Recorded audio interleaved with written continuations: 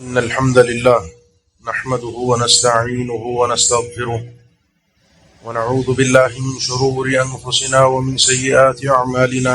من يهده الله فلا مضل له ومن يضلل فلا هادي له، وأشهد أن لا إله إلا الله وحده لا شريك له، وأشهد أن محمدا عبده ورسوله. يا أيها الذين آمنوا اتقوا الله حق تقاته ولا تموتن إلا وأنتم مسلمون. يا أيها الناس اتقوا ربكم الذي خلقكم من نفس واحدة وخلق منها زوجها وبث منهما رجالا كثيرا ونساء، واتقوا الله الذي تساءلون به والأرحام إن الله كان عليكم رقيبا. يا أيها الذين آمنوا اتقوا الله وقولوا قولا سديدا يصلح لكم أعمالكم ويغفر لكم ذنوبكم، ومن يطع الله ورسوله فقد فاز فوزا عظيما. أما بعد، فإن أصدق الكلام كلام الله، وخير الهدي هدي محمد صلى الله عليه وسلم، وشر الأمور محدثاتها، وكل محدثة بدعة، وكل بدعة ضلالة، وكل ضلالة في النار. أعوذ بالله من الشيطان الرجيم. بسم الله الرحمن الرحيم. والفجر وليال عشر والشفع والوتر والليل إذا يسر هل في ذلك قسم لذي حجر.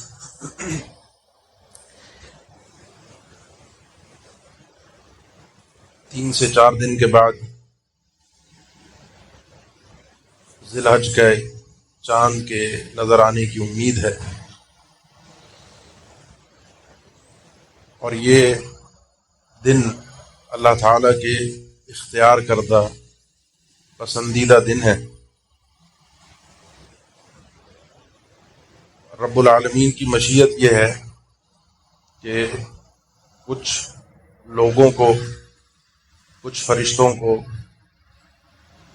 کچھ جگہوں کو اور کچھ اوقات کو اللہ تعالیٰ دوسروں پر فوقیت اور فضیلت دے کر رکھتا ہے۔ وَرَبُّكَ يَخْلُقُ مَا يَشَاءُ وَيَخْتَارُ مَا كَانَ لَهُمُ الْخِيَرَةُ، کہ تمہارا پروردگار یہ ہے، وہ جو چاہتا ہے پیدا کر دیتا ہے، اور جس کو چاہتا ہے فضیلت اور فوقیت عطا کر دیتا ہے۔ اب یہ جو دن ہے، امام ابن کثیر رحمہ اللہ نے اور دیگر کئی اہل علم نے ذکر کیا ہے کہ یہ دن حقیقت میں سال کے جو 354 یا 55 دن چاند کی تاریخی حساب سے بنتے ہیں، ان میں سب سے فضیلت والے دن ہیں۔ رمضان کے آخری عشرے کے دنوں سے بھی زیادہ فضیلت ان دنوں کی ہے، البتہ رمضان کی راتوں کی فضیلت ان راتوں سے بڑھ کر ہے، کیونکہ رب العالمین نے اس میں لیلۃ القدر رکھی۔ ان دنوں کو رب نے فضیلت والا بنایا ہے، اور فضیلت کا مقصود یہ ہے کہ انسان ان دنوں میں اللہ تعالیٰ کے قریب آ سکے مزید عمل کر کے، ورنہ فضیلت وہی دن ہے، وہی رات ہے، وہی سورج طلوع ہوگا، اسی طریقے سے غروب ہوگا، ہمارے لیے 24 گھنٹے تو اسی طریقے سے، اسی موسم میں، اسی انداز میں گزر جائیں گے۔ فضیلت اس کو حاصل ہوتی ہے جو فضیلت حاصل کرنے والا اپنے آپ کو اس قابل بنا لے، اور اللہ تعالیٰ کا ہم پر کرم بھی یہ ہے کہ وہ دن جو اللہ تعالیٰ نے فضیلت والے رکھے شروع سے، ان کی صحیح نشاندہی یا معرفت رب نے ہمیں عطا فرما دی۔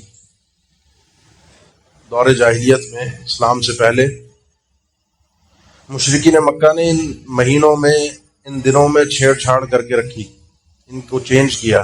انما النسیء زیادۃ فی الکفر یضل به الذین کفروا یحلونہ عاما ویحرمونہ عاما لیواطئوا عدۃ ما حرم اللہ فیحلوا ما حرم اللہ۔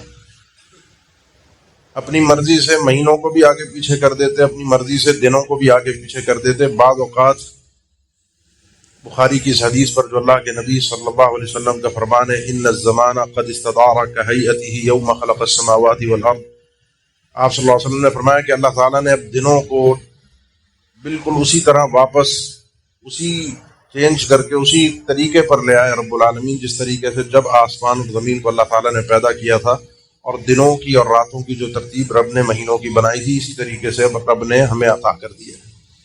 انہوں نے چھیڑ چھاڑ کی، حج بھی آگے پیچھے ہو گیا، روزوں کی تاریخیں بھی آگے پیچھے ہو گئیں، لیکن رب تعالیٰ نے ہم سب کو یہ دن صحیح طریقے سے عطا کیے۔ اب سوال یہ ہے کرنا کیا ہے، فضیلت حاصل کیسے کرنی؟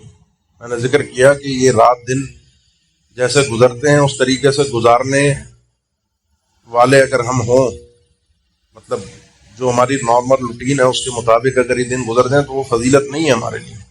فضیلت اس شخص کے لیے ہے، اللہ کا محبوب وہ بنے گا، عظمت والا وہ بنے گا جو ان دنوں کے اندر وہ کام کرے جو اللہ تعالیٰ کو پسند ہے۔ اللہ کے نبی صلی اللہ علیہ وسلم کا فرمان جو تقریباً ساری کتب احادیث میں مختلف الفاظ کے ساتھ مروی ہے، ما من ایام العمل الصالح فیہن احب الی اللہ من ہذہ الایام العشر۔ یہ پورے سال میں کوئی دن ایسا نہیں ہے کہ اللہ تعالیٰ کو اس میں کی گئی نیکی اعمال صالحہ پسند ہوں جتنے رب العالمین کو ان 10 دنوں میں پسند ہے۔ اب جب اللہ کے نبی صلی اللہ علیہ وسلم نے بات کی تو صحابہ نے ایک بہت عظیم عمل پیش کیا جو ہم سب کے ذہنوں میں ہوتا ہے کہ اس میں انسان اپنی نیکی کو اللہ تعالیٰ کے سامنے سچا ثابت کرتا ہے، اور اس میں وہ اپنی سب سے پسندیدہ چیز اللہ کی راہ میں قربان کرتا ہے، وہ جان، اپنی جان۔ فرمایا صحابہ نے ولل جہاد فی سبیل اللہ، کے نبی ایک آدمی جہاد پر نکلتا ہے عام دنوں میں، اور ان دنوں میں کیا ہوا کوئی عام عمل اور عام دنوں میں کیا ہوا جہاد، کیا جہاد فضیلت والا نہیں ہوگا؟ فرمایا ولل جہاد فی سبیل اللہ، عام دنوں کا جہاد بھی ان دنوں کی عام نیکی کا مقابلہ نہیں کر سکتا، سوائے عام دنوں میں نکلا ہوا وہ آدمی جو اپنے اللہ سے محبت کو، اپنے ایمان کو پوری دلیل کے ساتھ ثابت کرے کہ اپنا جان اور مال دونوں خود لے کر نکلے، اور ان دونوں میں سے کوئی بھی چیز واپس پلٹ کر نہ آئے، کیونکہ انسان کو یہ 2 چیزیں سب سے زیادہ پسندیدہ ہیں، اس کی جان اور اس کا مال۔ جو شخص یہ پیش کر کے ثابت کر دے اللہ کے سامنے اپنی محبت کو، وہ آدمی مقبول ہے عام دنوں میں۔ اب یہ فضیلت اللہ تعالیٰ مجھے اور آپ کو عطا کر رہا ہے۔ یہ بات یاد رکھیے، وقت ایک جیسا نہیں رہتا، حالات ایک جیسے نہیں رہتے۔ آج اگر سہولت ہے، آج اگر ہمت ہے، آج اگر فراغت ہے، تو ممکن ہے کہ آئندہ سالوں میں یہ 10 دن مجھے اس طریقے سے نصیب نہ ہوں، یا ہوں ہی نہیں، میں دنیا میں موجود ہی نہ ہوں، یا ہوں تو میں کسی ہاسپٹل میں بستر پر پڑا ہوں، یا میں اتنا مصروف اور مشغول ہو جاؤں اپنے دنیا کے معاملات میں کہ مجھے اللہ تعالیٰ کی عبادت کا وقت نہ مل سکے، جو آپ صلی اللہ علیہ وسلم کا فرمان بھی ہے، جامع ترمذی کی حدیث ہے کہ اغتنم خمسا قبل خمس، 5 چیزیں ایسی ہیں کہ جب مل جائیں تو ان کو غنیمت جاننا، ورنہ ان کے مقابلے میں اگر دوسری 5 چیزیں آ گئیں تو پھر تمہیں موقع نہیں مل پائے گا۔ اللہ تعالیٰ نے تمہیں صحت دی ہے، بیماری سے پہلے اس کو غنیمت جانو، اس صحت کو استعمال کر لو۔ فراغت ہے تو اس کو مصروفیت سے پہلے استعمال کر لو۔ تمہیں اللہ تعالیٰ نے غنا دیا ہے، اس کو غریبی سے، محتاجگی سے پہلے استعمال کر لو۔ اللہ تعالیٰ نے تمہیں جوانی دی ہے، بڑھاپا آنے سے پہلے اس کو اللہ کی عبادت میں استعمال کر لو، ورنہ بڑھاپے میں تمنائیں اور آرزویں تو بہت ہوتی ہیں اللہ کی عبادت کی، لیکن انسان کو استطاعت، توفیق نہیں ملتی۔ اور اپنی زندگی کو مرنے سے پہلے غنیمت جان لو۔ یہ وقت آنے والا ہے، یہ دن شروع ہونے والے ہیں۔ اپنی ہمت کو جوڑیے، اپنی طاقت کو جمع کیجیے، اپنے اندر احساس کو بیدار کیجیے اور اپنی نیت کو زندہ کیجیے۔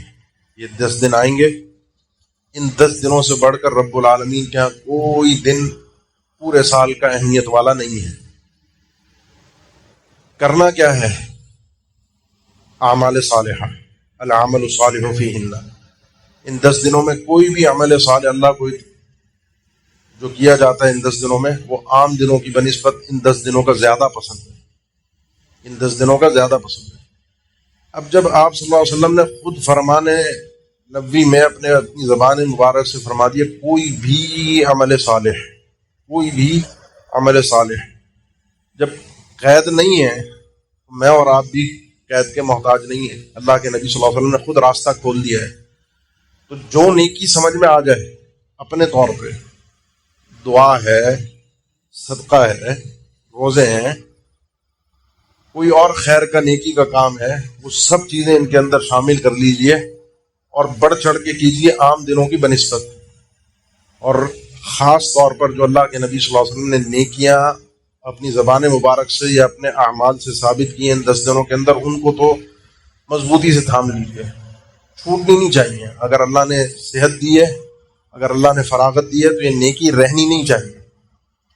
مسند احمد کی حدیث میں جب اللہ کے نبی صلی اللہ علیہ وسلم کا فرمان منقول ہوا کہ ان 10 دنوں کے عظمت، شان، محبت اللہ کو بڑی پسندیدہ عمل ہے، پھر آپ صلی اللہ علیہ وسلم نے خود نیکی کی ترغیب دی. فَأَكْثِرُوا فِيهِنَّ التَّهْلِيلَ وَالتَّكْبِيرَ وَالتَّحْمِيدَ. یہ 10 دن آ جائیں تو کثرت کے ساتھ، کثرت کا معنی ہے بہت زیادہ، بہت زیادہ ہونا چاہیے تحلیل، تکبیر اور تحمید. تحلیل لا الہ الا اللہ، تکبیر اللہ اکبر، تحمید الحمدللہ.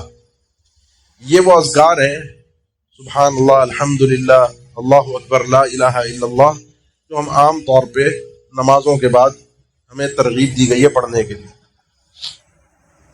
33 بار سبحان اللہ، 33 بار الحمدللہ، 33 بار یا 34 بار اللہ اکبر 33 بار پڑھیں گے تو تمام المیاں 100 کی گنتی پوری ہوگی آپ کی. لا الہ الا اللہ وحدہ لا شریک لہ لہ الملک و لہ الحمد وہو علی کل شیء قدیر. یہ تو آپ نے پورا سال کرنا ہے. پھر آپ اور میں رات کو سوتے ہوئے جو آپ صلی اللہ علیہ وسلم نے یہ تسبیحات اپنی بیٹی کو سکھائی تھی، فاطمہ رضی اللہ تعالیٰ عنہ کو، اپنی بڑی آپ کو محبت تھی اپنی بیٹی سے، ان کو سکھائی تھی کہ رات کو سارے دن کی تھکاوٹ، کام کاج، یہ سب چیزیں رات کو سوتے ہوئے تسبیحات پڑھ کے سویا کرو. اور اس پہ اہل علم نے ذکر کیا، ابن تیمیہ رحمہ اللہ دیگر نے، کہ یہ ذکر انسان کو جسمانی طور پر ایسی قوت اور طاقت فراہم کرتا ہے کہ اگلے دن کے لیے انسان دوبارہ بڑا نشیط اور طاقتور ہو کے اٹھتا ہے، اپنے جسم میں، اپنی جان میں بڑی چستی محسوس کرتا ہے. یہ تو ہونا ہی ہونا ہے.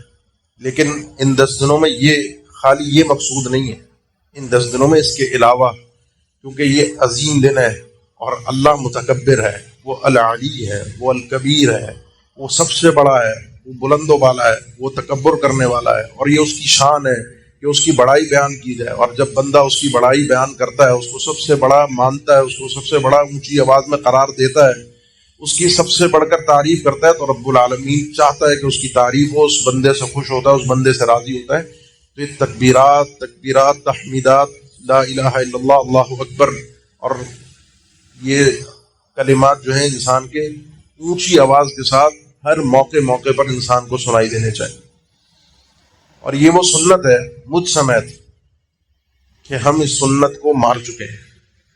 یہ ایک مردہ سنت کا درجہ اختیار کر چکے کہ ان 10 دنوں میں عام چلتے پھرتے اٹھتے بیٹھتے تکبیرات کا اہتمام ہمیں نظر نہیں آتا. سیدنا عبداللہ ابن عمر، سیدنا ابو ہریرہ، صحیح بخاری میں معلقاً امام بخاری نے جو ان کا عمل ذکر کیا ہے، یہ نیکی کرتے تھے کہ لوگوں کو اس سنت کو یاد کروانے کے لیے بازار میں جاتے تھے، سب کے آپ کے علم میں، اور جا کر وہ خود تکبیرات پڑھتے تھے اپنی اونچی آواز سے، اپنی تکبیرات.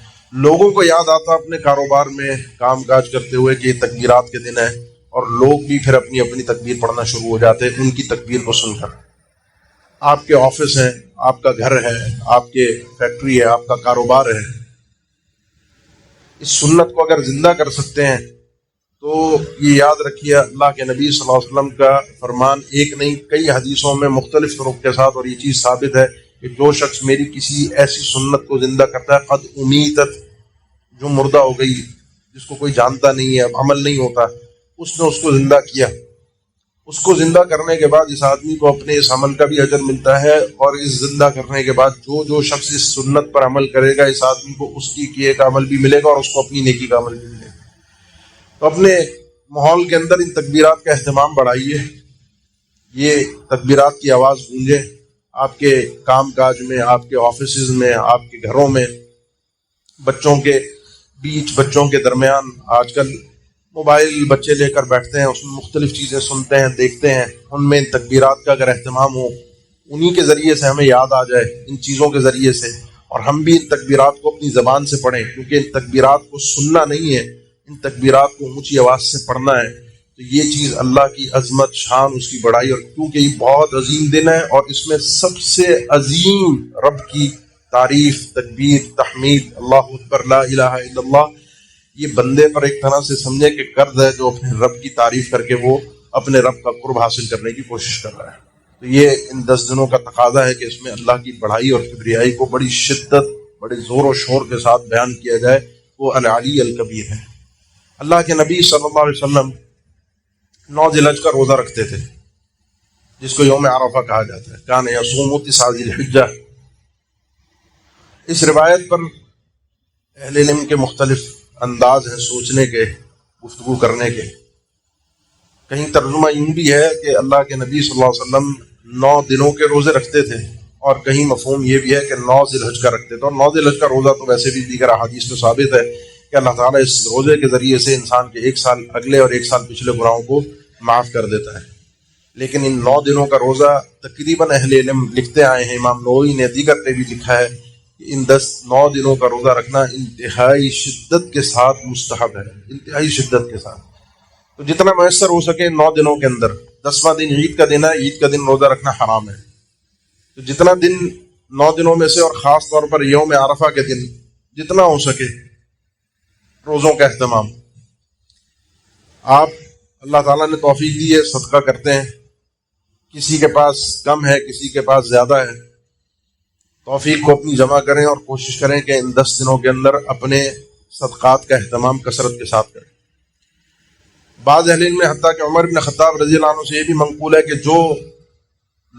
جن لوگوں کے مرد و خواتین کے روزے رمضان کے رہ جاتے قضا کے، تو وہ انہیں کہتے کہ یہ 10 دن ہے غنیمت کے، اللہ کو یہ 10 دن بڑے پسند ہیں، وہاں مجبوری کی وجہ سے، شرعی عذر کی وجہ سے رمضان کے روزے رہ گئے، اب یہ فضیلت والے دن ہیں، ان فضیلت والے دنوں میں اپنے روزوں کی قضا کر کے ڈبل فضیلت حاصل کر لو، روزے کی قضا بھی ہو جائے گی اور ان 10 دنوں کی فضیلت بھی اس طریقے سے حاصل ہو جائے گی۔ تو یہ انسان بہانے کہتے ہیں ہم عام زبان میں کہ بہانے تلاش کرتا ہے نیکی کے، لیکن یہ وہ مومن ہوتا ہے جو تلاش کرنے کے لیے نکلے، چاہے جو ڈھونڈنے کے لیے نکلتا ہے اس کو راہیں مل جاتی ہیں، اور جو سستی اور کاہلی کے ساتھ پیچھے ہٹتا ہے، جو پیچھے ہٹتا ہے اللہ سے، اللہ بھی اس کو اپنے دربار سے دھکار دیتا ہے، پیچھے کر دیتا ہے۔ آگے بڑھیے، اپنے رب کو منانے کی کوشش کیجیے، اور یہ یاد رکھیے 9 ذی الحج کا جو دن ہے، اصل پورے ان 10 دنوں کی فضیلت ہے، ان میں سب سے فضیلت والا دن یوم النحر ہے، جو کہ احادیث میں مروی ہے افضل ایام الدنیا یوم النحر۔ سب سے فضیلت والا دن علی الاطلاق وہ 10 ذی الحج کا دن ہے، اسی لیے پہلے دن کی قربانی سب سے زیادہ محبوب عمل ہے۔ دوسرے دن بھی قربانی ہو سکتی ہے، لیکن وہ ثواب نہیں ہوگا جو پہلے دن کا ہے، کیونکہ پہلا دن فضیلت والا دن ہے، دوسرا دن وہ فضیلت نہیں رکھتا جو پہلے دن کی ہے۔ اس دن حجاج اکرام جو کام کرتے ہیں، اللہ تعالیٰ نے اسی لیے اس دن کو یوم الحج الاکبر بھی قرار دیا قرآن مجید میں سورہ توبہ میں۔ اور یوم عرفہ جو ہمارے لیے ہے، یہ وہ دن ہے جس دن ایک واحد دن ہے پورے سال کا، جس دن اللہ تعالیٰ آسمان دنیا پر آتا ہے۔ باقی راتیں ہیں، راتوں کے آخری ٹائم ہے جس میں اللہ تعالیٰ ینزل ربنا کل لیلۃ الی سماء دنیا، ہر رات اللہ تعالیٰ آخری پہر میں آسمان دنیا پر آتا ہے۔ وہ بندوں سے راز و نیاز کی باتیں ہوتی ہیں، جو کرنا چاہے، جو اللہ کو منانا چاہے، جس کو کچھ چاہیے، جس کو اللہ سے قرب حاصل کرنا ہے اللہ کا، تو اللہ تو بندے کے لیے ہے۔ اب بندہ یہ دیکھے کہ وہ اللہ کے لیے ہے یا نہیں ہے۔ ایک واحد دن ہے یوم عرفہ کا، اس دن اللہ تعالیٰ آسمان دنیا پر آتا ہے اور فرشتوں کو پوچھتا ہے، یہ جو انسانیت ہے، کیونکہ اس دن کی جو رحمت و برکت ہے، اس دن جو معافی ملتی ہے، اس دن جو اللہ کا کرم ملتا ہے یوم عرفہ والے دن، وہ کوئی اور دن نہیں ہے۔ خیر دعا دعا یوم عرفہ، سب سے بہترین دعا جو ہے پورے سال میں رات اور دن کی ملا کر، یوم عرفہ سے بڑھ کر کوئی بہترین دعا نہیں ہے۔ اور سلف میں ہمیں ملتا ہے، کئی اہل علم اس چیز کو ذکر کرتے ہیں کہ اپنی کوئی ایسی حاجت، کوئی پریشانی، کوئی مسئلہ، کوئی معاملہ اٹکا ہوا ہے، حل نہیں ہو رہا، کسی طریقے سے بات بن نہیں رہی، گتھی سلجھ نہیں رہی، وہ سنبھال کے رکھتے تھے اپنے اس مراد کو، اپنی اس التجا کو، اور اس دن سب کچھ چھوڑ چھاڑ کے اللہ کے سامنے بیٹھ کر اپنے گڑ گڑا کے اپنی اس چیز کو منوانے کے لیے پوری کوشش کرتے تھے، کیونکہ اس دن رب نے عطا کرنا ہے، اس دن رب نے دینا ہے۔ تو یوم عرفہ کا دن آپ کا اور میرا بڑا قیمتی دن ہے۔ اس دن مانگنا اللہ سے، اپنی دعاؤں کو اللہ کے سامنے، اپنی التجاؤں کو پیش کرنا، خاص طور پر یہ عصر سے مغرب کے بیچ کا وقت جو بڑا ہی اہمیت والا وقت ہے، اپنی التجائیں، اپنی دعائیں یاد کیجیے، ابھی سے سوچیے کیا کیا مسائل ہیں، اور ان مسائل میں سب سے بڑا ہم اور غم وہ میں اور آپ ہم سب کے لیے ہیں، جو ہم نے سنبھال کر رکھنا ہے اور عرض کرنا ہے، وہ ہے اللہ تعالیٰ ہم سب کو جہنم سے بچا کر جنت میں داخل کر دے۔ اس سے بڑی کوئی مراد نہیں ہے، اس سے بڑی کوئی التجا نہیں ہے، اس سے بڑا کوئی غم نہیں ہے، اس سے بڑی کوئی سوچ نہیں ہے. اس کو سب سے مقدم رکھیے. اپنے دنیا کے مسائل معاملات چھوٹے چھوٹے وہ سب رب کے سامنے اس دن کے لیے رکھ کر اللہ کے سامنے پیش کیجیے. روزہ بھی ہوگا آپ کا، اور آپ کا یوم عرفہ بھی ہوگا. آپ اللہ سے التجائیں بھی کر رہے ہوں گے، آپ رب العالمین سے دعائیں بھی کر رہے ہوں گے. پھر رب کے وعدے سچے ہیں. اگر میں مانگنے میں سچا ہوں تو رب تعالیٰ بندے کو عطا کرتا ہے.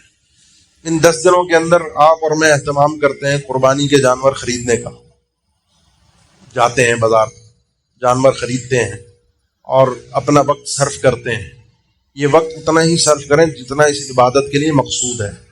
یہ جانور خریدنا ہے، جانا، اس کو لانا، پالنا، اس کا خیال رکھنا، یہ اللہ کی راہ میں چونکہ قربان ہوگا تو اللہ سے امید یہی ہے فَمَن يَعْمَلْ مِثْقَالَ ذَرَّةٍ خَيْرًا يَرَهُ وَمَن يَعْمَلْ مِثْقَالَ ذَرَّةٍ شَرًّا يَرَهُ، کہ انشاءاللہ اس جانور کے ایک ایک بال پر، اس کے جسم سے نکلنے والی گندگی پر، اس کے ایک ایک دانہ اور گھاس کھانے پر انشاءاللہ رب العالمین کی طرف سے ہمارے لیے اجر ہے. جو کہ صحیح بخاری مسلم کی حدیث میں گھوڑے کے لیے ثابت ہے کہ جو گھوڑا جہاد فی سبیل اللہ کے لیے پالا جاتا ہے.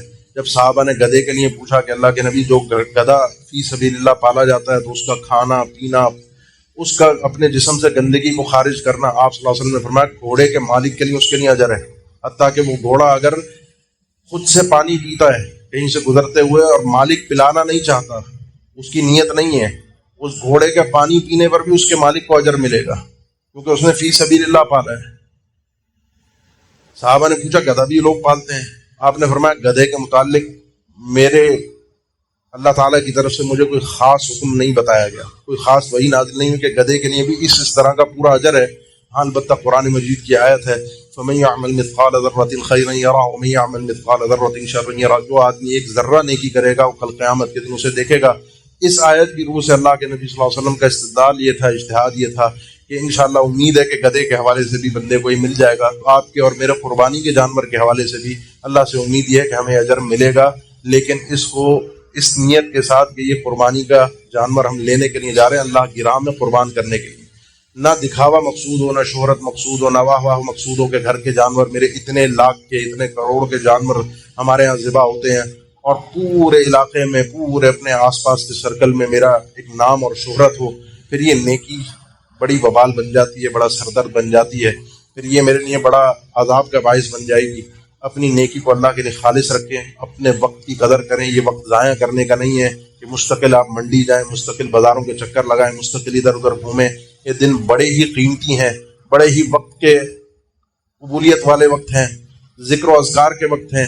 عام ذکر جتنا کر سکیں، عام دعائیں جتنی کر سکیں، جتنا صدقہ اور خیرات کر سکیں، جتنی نیکیوں کا اہتمام کر سکیں، یہ سارے دروازے آپ کے لیے رب العالمین نے 10 دنوں کے اندر کھول کر رکھے ہیں. یہ دن گزر جائیں گے. میں یہاں آج کھڑا ہوں، آپ یہاں بیٹھے ہیں، اور پلک جھپکتے کے ساتھ یہ 10 دن گزر جائیں گے. گزرنے کے بعد نتیجہ کس کے ہاتھ میں آئے گا؟ جو اللہ کو منانے میں راضی ہوا، ان 10 دنوں کے اندر اس محبت اور اس عظمت کو حاصل کرنے کے لیے اس نے کوشش کی جو ان 10 دنوں کے اندر بندے کو مل جاتی ہے. اقول قولی ھذا واستغفر اللہ لی ولکم واخر دعوانا الحمد للہ رب العالمین.